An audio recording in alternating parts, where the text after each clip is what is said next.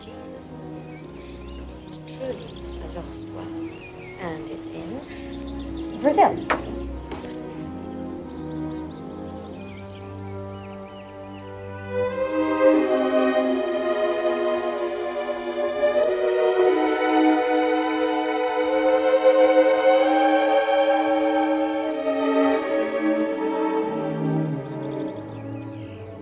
Your mama's homeland, and your country too.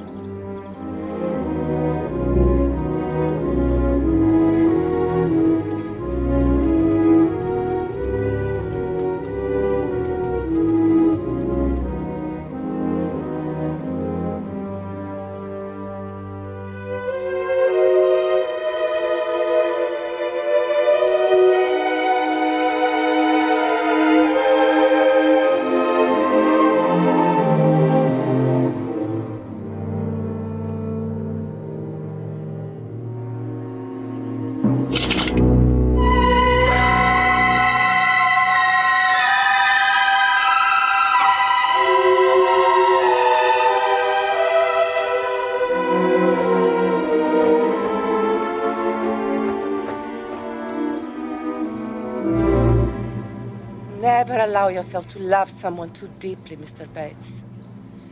It will destroy you.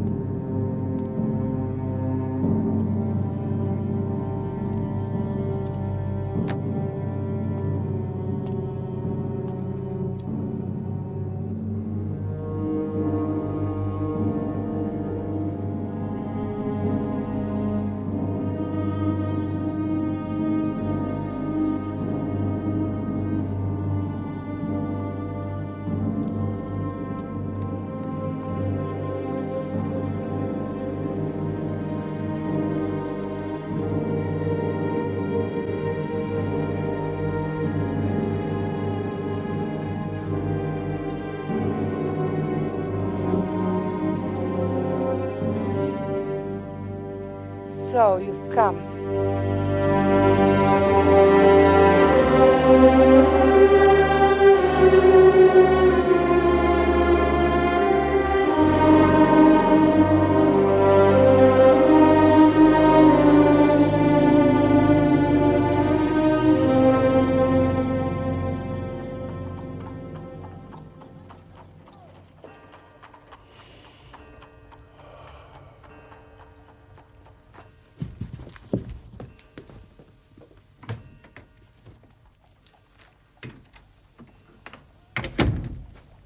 You have a case, Holmes.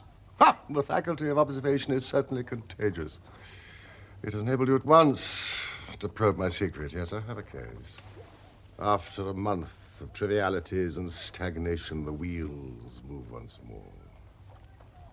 Might I share it? There's little to share. We will discuss it after you consume those 2 hard-boiled eggs with which our temperate cook has favored us. Their condition may not be unconnected with a copy of the Family Herald, which I observed yesterday on the hall table. Even so trivial a matter as cooking an egg demands an attention which is incompatible with the love romance in that excellent periodical. Hope Mrs. Hudson is enjoying her holiday. You've heard of Neil Gibson, the Gold King? You mean the American senator? Well, he was senator of some western state. He's better known as the greatest gold mining magnate in the world. Yes, I know of him. Stayed in England for some time, didn't he? He bought a considerable estate in Hampshire some 5 years ago. You may have heard of the tragic death of his wife. Well, that's why the name is familiar. But I know nothing of the details. The fact is that the case, though exceedingly sensational, appears to present no difficulty. The interesting personality of the accused, Miss Grace Dunbar, does not obscure the clearness of the evidence. That is the view taken by the coroner's jury and also in the police court proceedings. It is a thankless business, Watson. I can discover facts, but I cannot change them. unless some new and entirely unexpected ones come to light, I do not see what my client can hope for. Your client? I'm falling into your involved habit of telling a story back. I don't believe this. You must read this first.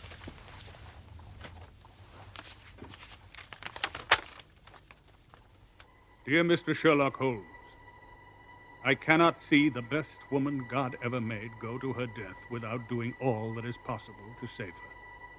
I can't explain things, I can't even try to explain them, but I know beyond all doubt that Miss Dunbar is innocent. You know the facts, who doesn't? It has been the gossip of the country, and never a voice raised for her. It's the damned injustice of it all that makes me crazy. That woman has a heart that wouldn't let her kill a fly. Maybe I have a clue and don't know it. Anyway, all I know and all I have and all I am are for your use, if only you can save her. You hardly have time to master all these cuttings, so I must give it to you in a nutshell if you're to take an intelligent interest in the proceedings. Mr. Gibson, as I understand, is a man who married a Brazilian wife, of whom I know nothing, save that she was past her prime, which was all the more unfortunate, as a very attractive governess superintended the education of 2 children. These are the 3 people concerned. The scene is the grand old manor house. As to the tragedy, it takes place across a bridge over a lake, half a mile from the house. The wife was found late at night by a gamekeeper on that bridge. She was clad in a dinner dress and a revolver bullet through her brain. No weapon was found near her, and there was no local clue as to her murder. No weapon near her. Mark that, Watson. Is this too condensed, or can you follow it clearly? No, it's all very clear, but why suspect the governess? In the first place, there was some very direct evidence. The dead woman had a note upon her, making an appointment at the bridge. Touch nothing, Mr. Bates. And signed by the governors. Mr. Gibson sent his farm manager for the police and stayed with the body, insisting that nothing should be removed until the police arrived just after 11. Then, there is the evidence of the revolver with 1 discharged chamber. Miss Dunbar? And a caliber which corresponded with the bullet. Yes, I see it here. It was found in the drawer of her wardrobe. In the drawer of her wardrobe. That's pretty damning. So the 2 juries thought. It is now referred to the assizes in Winchester. And the motive? Mr. Gibson is a very attractive man. If his wife dies, who more likely to succeed her than the young lady who had already, by all accounts, received pressing attentions from her employer? Love, fortune, power, all depending upon one middle-aged man. Ugly, Watson. Very ugly. Nor could she prove an alibi. On the contrary, she had to admit that she was down to the bridge by 9 o'clock. A servant had seen her hurrying there. Well, that really does seem final. And yet, Watson. And yet. Unless I'm mistaken, that is our client, considerably before his time. Gentleman to see, sir? Mr. Neil Gibson. No, sir, not him. His name's Bates. And he looks a bit aggravated. Thank you, Billy. I have only a short time, Mr. Bates. I know Mr. Gibson is coming. I am manager of his estate. Mr. Holmes, he's a villain, an infernal villain. Strong words, Mr. Bates. Well, I have to be emphatic, Mr. Holmes. The time's so limited, I'd not have him find me here for the world. And you're his manager. Oh, I've given him notice. In a couple of weeks, I shall have shaken off his cursed slavery. He's a hard man, Mr. Holmes, hard to all about him. But his wife was his chief victim. He was brutal to her. Oh, yes, sir, brutal. Now, how she come by her death, I do not know. But let me tell you, he made her life a misery. She was a creature of the tropics. A Brazilian by birth, as you no doubt know. Yes, I understand. Please continue. Well, tropical by birth, tropical by nature. She was a child of the sun. And of passion. She loved him as only such women can love. We all felt for her. Hated him for the way he treated her. But he's plausible and cunning. And that's all I have to tell you. Don't take him at face value. There is more behind. Now I'll go. No, please don't detain me. He's almost due. Well, well, well. Mr. Gibson has a nice, loyal household. The warning is a useful one.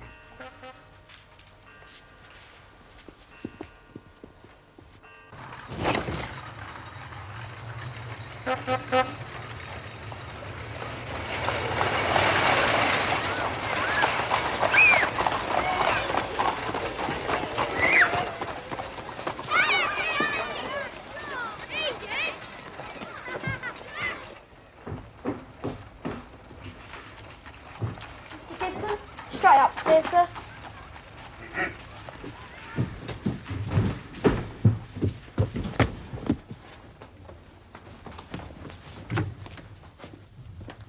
This is my friend and colleague, Dr. Watson.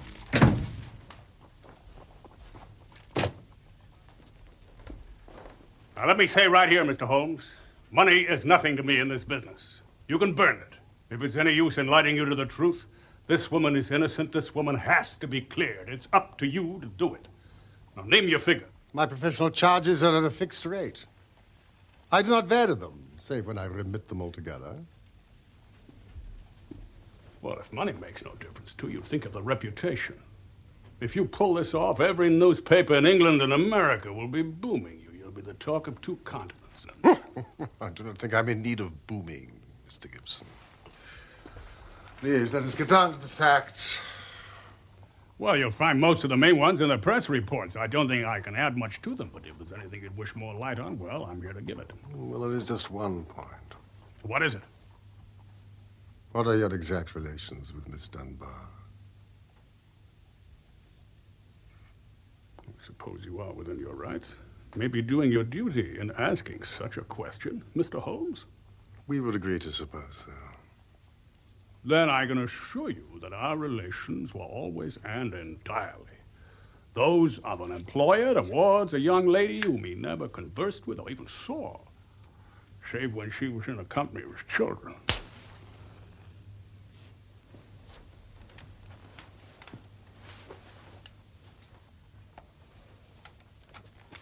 I'm rather a busy man, Mr. Gibson.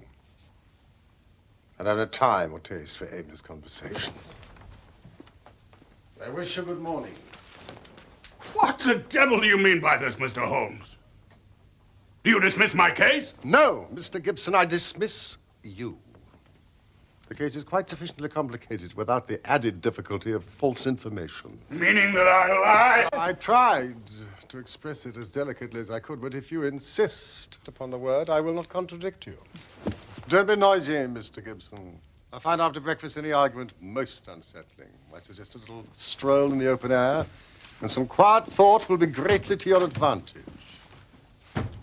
I've broken stronger men than you, Mr. Holmes. Nobody crosses me and gets the better of it. So many have said so, yet here I am. Ah, Watson, he has a great deal yet to learn. How on earth did you know about his relationship with the governess? Bluff, Watson. Bluff. I consider the passionate and unbusinesslike tone of his letter and contrasted it with his manner and appearance. It was pretty clear there was some deep emotion centered upon the accused woman rather than the victim. I bluffed him by giving the impression that I was absolutely certain of it. When in reality you were only suspicious. Do you think he'll come back? He is sure to come back. He must come back.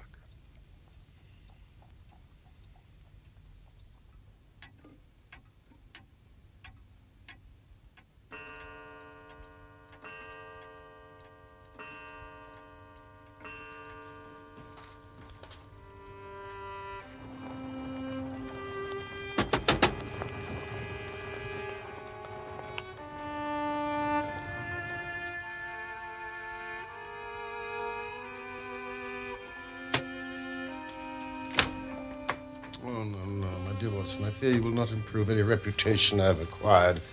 By adding the Thor Bridge mystery to your annals, I fear I have made a serious misjudgment. Holmes? The senator may not have returned, but surely his letter has engaged you on behalf of Miss Dunbar. She's the one in need. Might we not pay her a visit? In the cells of Winchester. But we require the official permits. well, we have the means to apply.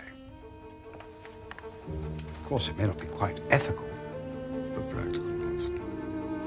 Practical! I congratulate you.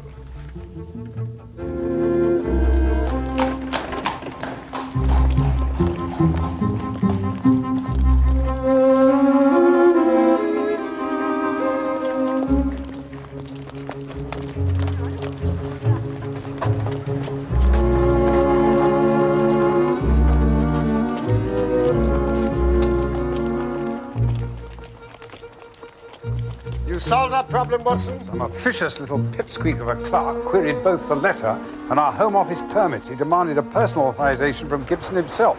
But you sorted it out. Only by the good fortune of meeting her lawyer, Mr. Cummings. He secured a brief audience with her. Mr. Joyce Cummings, a man with a rising reputation that is certainly in her favor.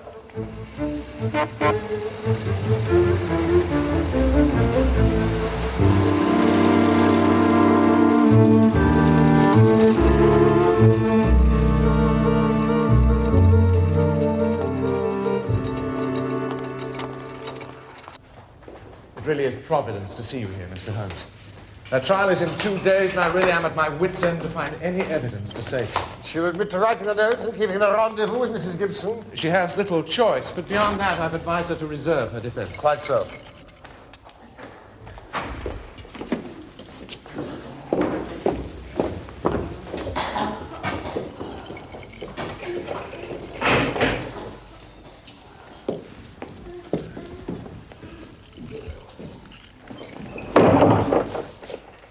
This is Mr. Sherlock Holmes and his colleague, Dr. Watson.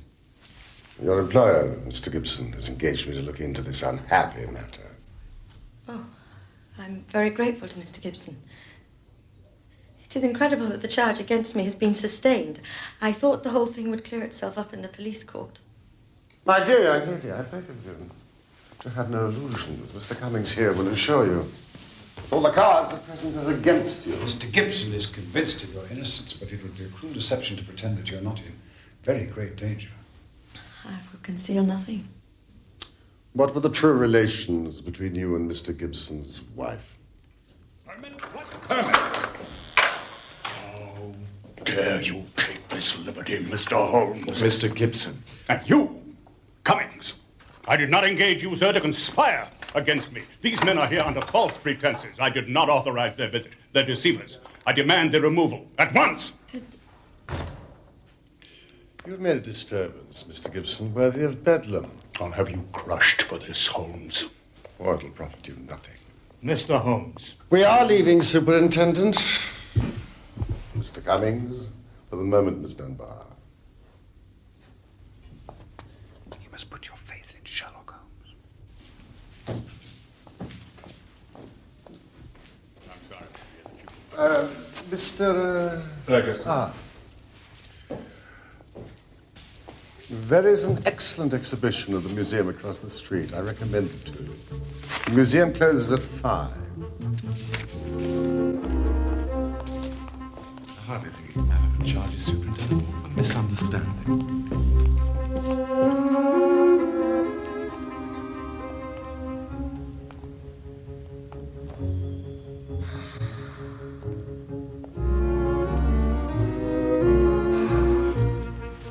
Copy of the lease of the Buckbolt Glass Workers, dated 1578. These Huguenots, are they, any relations of yours? Possibly. Monsieur Henri de Portal and his paper-making of Leverstoke. They've had the manufacture of banknotes for over 100 years. It's good to know that there's money somewhere in your family.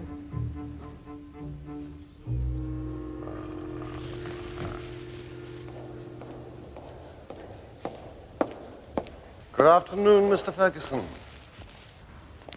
Mr. Neil Gibson wishes to see you at Thor Place at 11 o'clock tomorrow morning. This evening will be more convenient. The morning, 11 o'clock, Mr. Holmes. Will the motor be sent for us?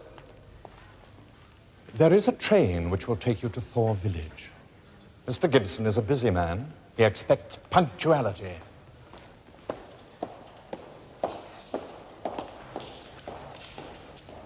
How did you know that he was going to I turn? gambled, but we did enough of an impression upon Miss Dunbar to turn us back into favor. We are, after all, her only hope. Now, Watson, we must find a comfortable inn for the night so that we can arrive punctually at Thor Place at 9 o'clock in the morning. I thought he said 11. 9, Watson, to meet Sergeant Coventry of the local police. At all events, Mr. Holmes, I'd rather have you than Scotland Yard. If the Yard gets called into a case, and the local loses all credit for success, and may be blamed for failure. Now you play straight, so I've heard. I need not appear in the matter at all. That's very handsome of you. And your friend Dr. Watson can be trusted, I know. Now, there is one question I'd like to ask you, and I'd breathe it to no soul but you. Don't you think there might be a case against Mr. Neil Gibson himself? According to the servants, he retired to his study after dinner and had no company at all until the alarm at 11. Yes, I have been considering Mr. Gibson. Well, these Americans are readier with their pistols than our folk are. There was this pistol, you know. One of a pair he had. One of a pair? Where is the other? Well, these gentlemen have all kinds of firearms of one sort or another. We never quite matched that particular pistol. The box was made for two. Now, this is where the body lay. I gathered from the press reports that the shot was fired at close quarters. Very close, sir. Near the right temple? Just behind it, sir. How did the body lie? On the back, sir. No trace of a struggle, no mark, no weapons. The short note from Miss Dunbar was clutched in her left hand. Clutched? Yes, sir. We could hardly open her fingers. That is of the greatest importance. It excludes the idea that anybody could have placed it there after death to furnish a false clue. But dear me. Now, the note, as I remember, was quite short. Yes, we'll be at Thor Bridge, 9 o'clock. G. Dunbar, wasn't that it? So it was, sir. The point of the note is obscured, is it not? Well, sir, it seemed, if I may be bold as to say, sir, the only really clear point in the whole case. Assuming the note is genuine, she certainly received it some time before, say an hour or two. Why was she then clasping it in her left hand? She had no need to refer to it in the interview. Does not that seem remarkable? Well, sir, as you put it, perhaps it does. That is curious. Oh, yes, sir, we noticed that. I expect it's been done by some passerby. It took some violence to do that. It was a hard knock. Not from above, but below. You see, it's on the lower edge of the parapet, Watson. Yes. And in a direct line with the position of the body. It's probably no matter. No footprints, you say? The ground was iron hard, sir. There were no marks at all. Then we had nothing more to learn here.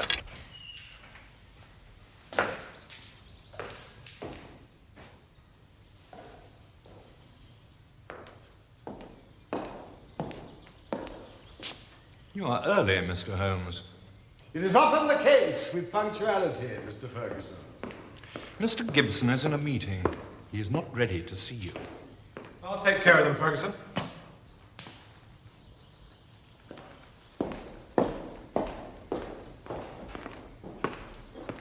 I'm very glad to see you, gentlemen. As we are a little early, perhaps we could see the gunroom.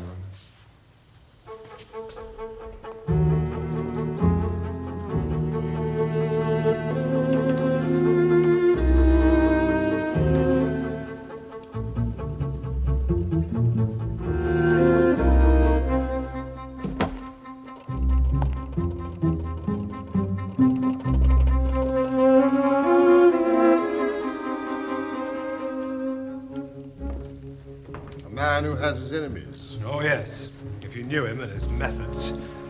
He sleeps with a loaded revolver in a drawer by his bed. He's a man of violence, sir. Have you ever seen him strike his wife? Yes, more than once. Our Gold King does not seem to shine in private life. That's the box that contained the murder weapon. It was one of a pair. The other is missing. Mr. Ferguson is sure to know that you're consorting with us. Does that hold no alarm for you? There's nothing you can do to hurt me now. Perhaps you'd be so kind as to show us the schoolroom. Where are the children? Sent away on a visit to America.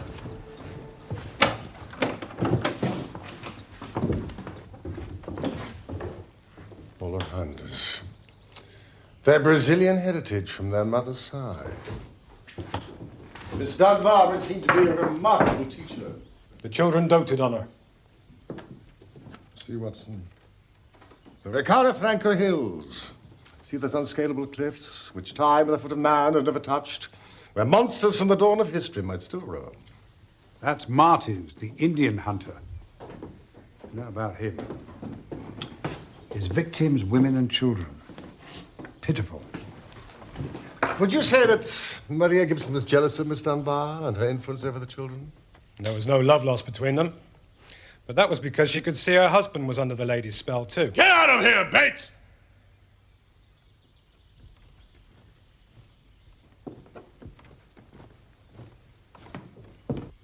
Mr. Bates' views are not relevant, Mr. Holmes. They're distorted by his infatuation for my late wife. Who knows, Mr. Gibson, what is and what is not relevant? You're like a surgeon who wants every symptom before he can give a diagnosis. It is only a patient who has reason in deceiving his surgeon who conceals the facts. I can assure you that the relations between Miss Dunbar and myself do not touch this case. Surely that is for me to decide. Most men have a little private reserve in some corner of their souls where they don't welcome intruders.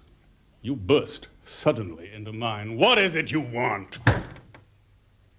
The truth.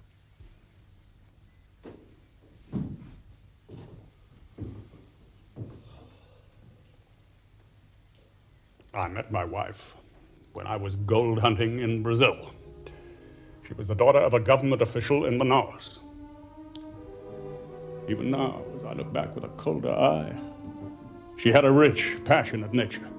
Tropical, ill-balanced, very different from the American women I'd known.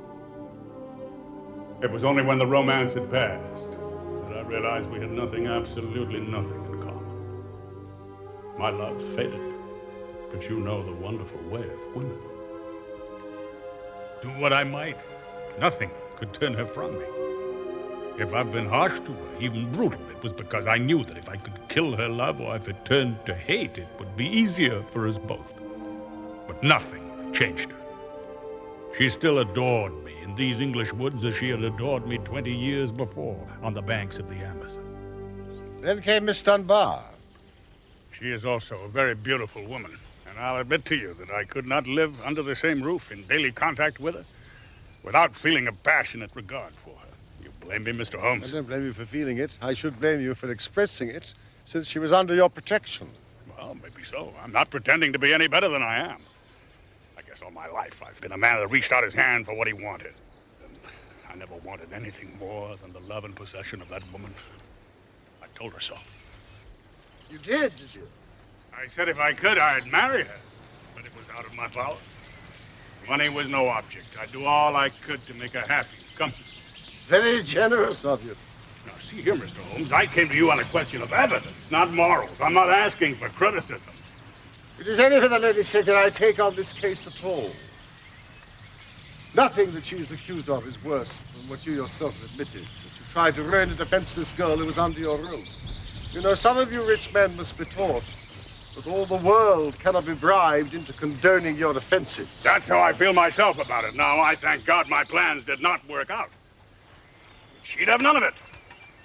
She wanted to leave the house instantly. But why did she not? Others were dependent upon her, and it was no light matter for her to let them down. When I'd sworn that she should never be molested again, she consented to stay. But there was another reason. She knew the influence that she had over me, that it was stronger than any other influence in the world. She wanted to use it for good. You're cruel. You destroy good people who can't stand up to you.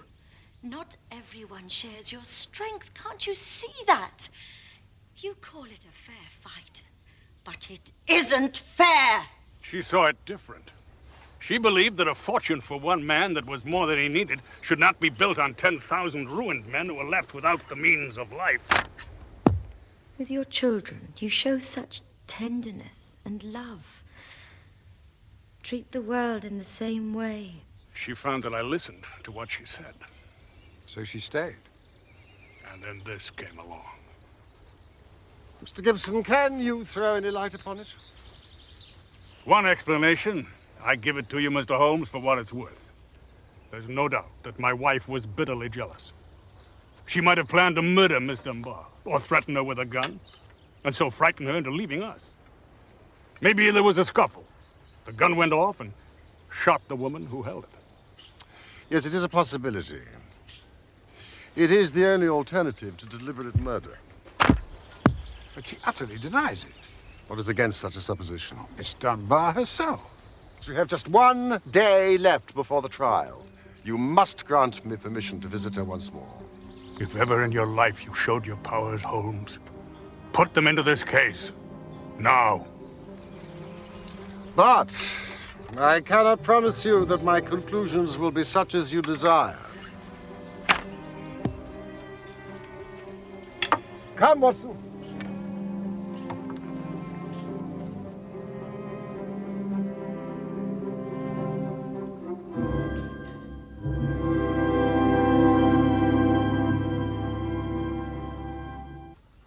We have several vital questions to ask this young lady, and I must confess that the case would seem to be a very black one against her if it were not for one thing. What is that? The finding of the pistol in her wardrobe. Well, that seems to be the most damning incident of all. Not so, Watson. It is my only firm ground for hope. We must look for consistency. Where there is a want of it, we must suspect deception. Come on, Holmes. Dunbar's depending on us. Watson, visualize yourself in the character of Miss Dunbar. When a cold, premeditated fashion is about to get rid of her rival, what would be your actions and your thinking? Well, I've written a note. The victim has come. I've taken the weapon from the gun room. The crime is done. Workmanlike and complete. And now, the weapon. Of course. Precisely, Watson. Those depths would hide it forever. Your best friend would hardly call you a schemer, yet I cannot picture you carrying it home and putting it in your wardrobe, the very first place that would be searched. This revolver, for example, she disclaims all knowledge of it. You're saying that it was placed in her wardrobe, but by who? By someone who wished to incriminate her. Ah, Cummings.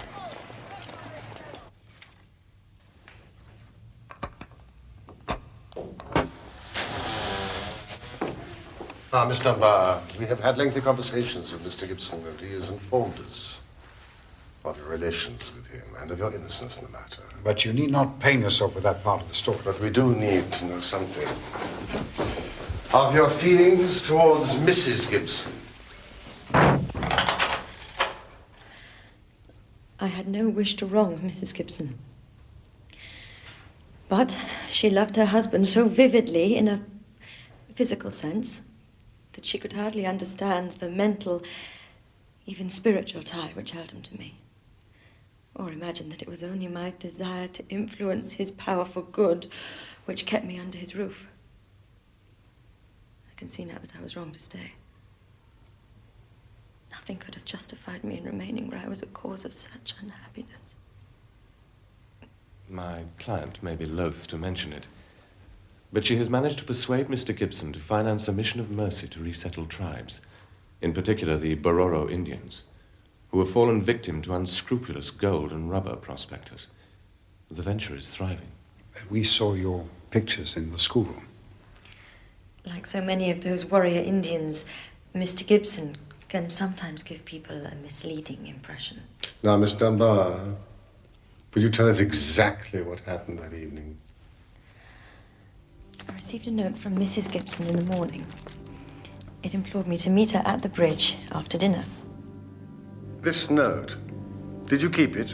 No, she asked me to destroy it and to hide my answer at the sundial in the garden.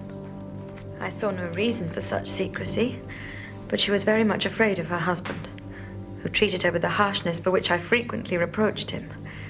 I can only imagine that she did not wish him to know of our interview. Yet she kept your reply very carefully. Yes, I was surprised to hear she had it in her hand when she died.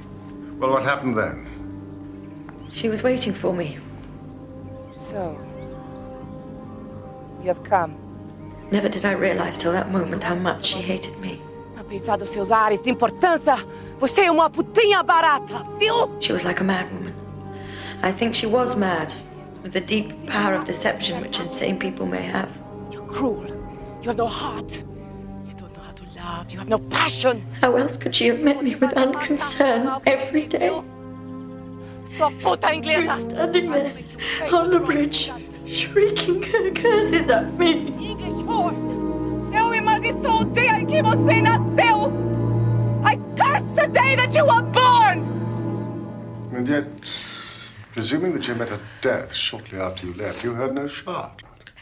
No, I heard nothing. I was so agitated and horrified by her terrible outbreak that I rushed to get back to the peace of my own room.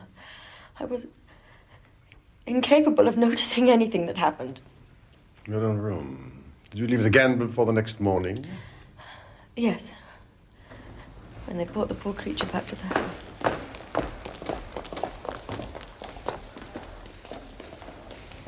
Did Mr. Gibson seem to you much perturbed? He is a very strong, self-contained man. I do not think he would ever show his emotions on the surface. But you, who knew him so well. Well, yes, I could see that he was deeply concerned. Now, we come to the all-important point.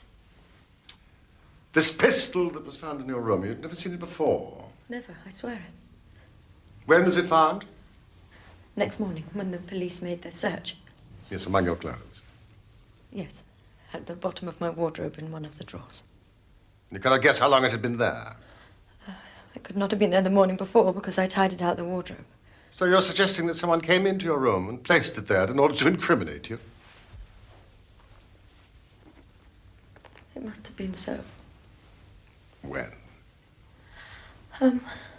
Well, it could only have been at mealtime, or else during the hours when I would be in the schoolroom with the children. As you were when you received the note. Yes, from that time onward for the whole morning. Thank you, Miss Dunbar. Is there any other point which could help me in my investigation? I can think of none. Holmes, might I have a word with you in private? Forgive me, Miss Dunbar.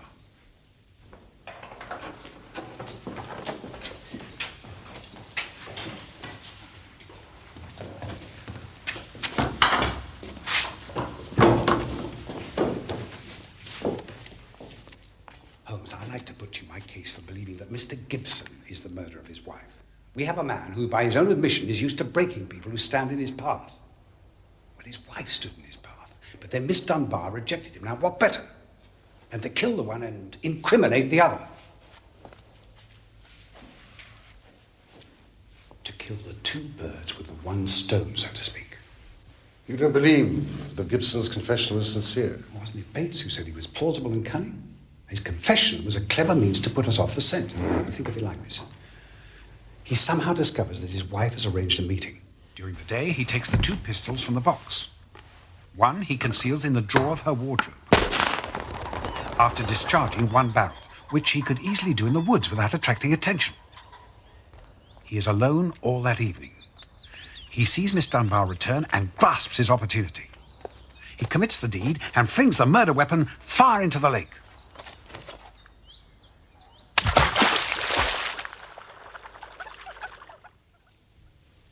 Holmes?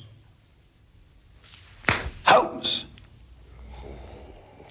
Watson, I have been sluggish in mind and wanting in that mixture of imagination and reality which is the basis of my art. You have put me entirely to shame. You will be hearing from me, Mr. Cummings. With the help of the God of Justice and my colleague Dr. Watson, I will give you a case that will make England ring. Miss Dunbar, you have my assurance that the clouds are lifting and that the light of truth is breaking through. Come, Watson, come. We need our good friend, Sergeant Coventry, a ball of stout twine and a grappling hook. Grappling hook?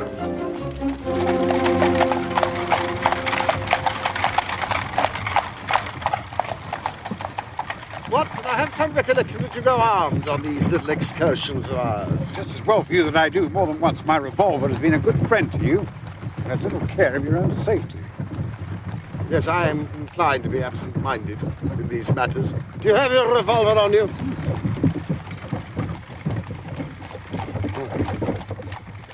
It's heavy. Remarkably heavy. Solid bit of work. Do you know, I believe this is going to have a very intimate connection with the mystery that we're investigating. Would you mind unloading it?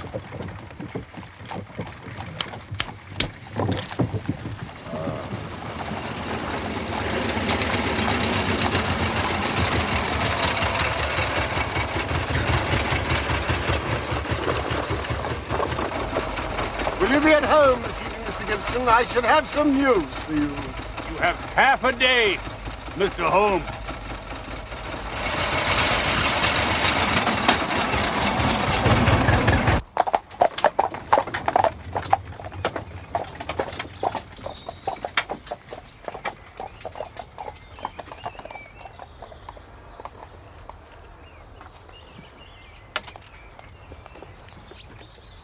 You have seen me miss my mark before, Watson. I have an instinct for such things, but it has sometimes played me false. We can but try. Will you both tell exactly where the body lay? Your theory about the Gold King, though admirable in its psychology, did not quite adhere to the facts. Visualize yourself in the character of a woman who, in a cold, premeditated fashion, is about to get rid of a rival. I mean, of course, Mrs. Maria Gibson. For all your deductions about Gibson being the perpetrator of this crime, substitute his wife. Imagine that it was she who took the pistols from the gun room, who fired the single shot in the woods, who placed the gun in Miss Dunbar's wardrobe. Cold, crafty, premeditated, down to the last detail. Now for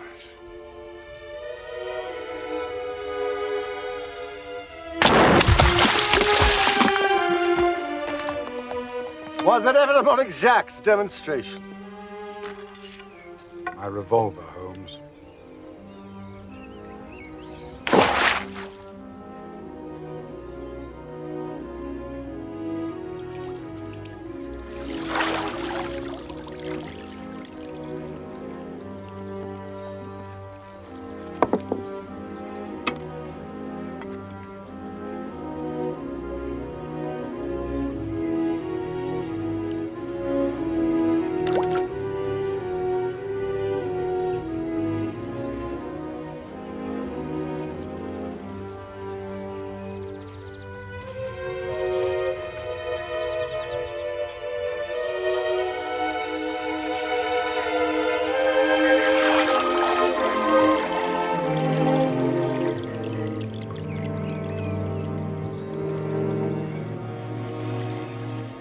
A vindictive woman, a creature of the tropics, passionate, ill-balanced.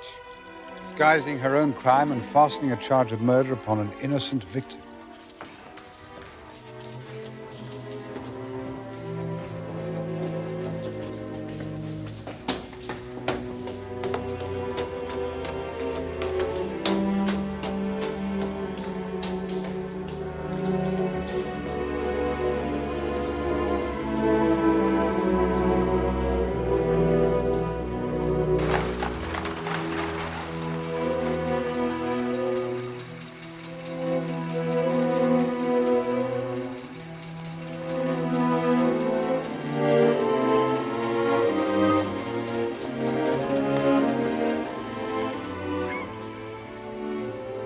You have helped a remarkable woman, Holmes, and a formidable man. And if, as seems not unlikely, they should join forces? Naturally, I would wish them well. Magnanimous of you, Watson.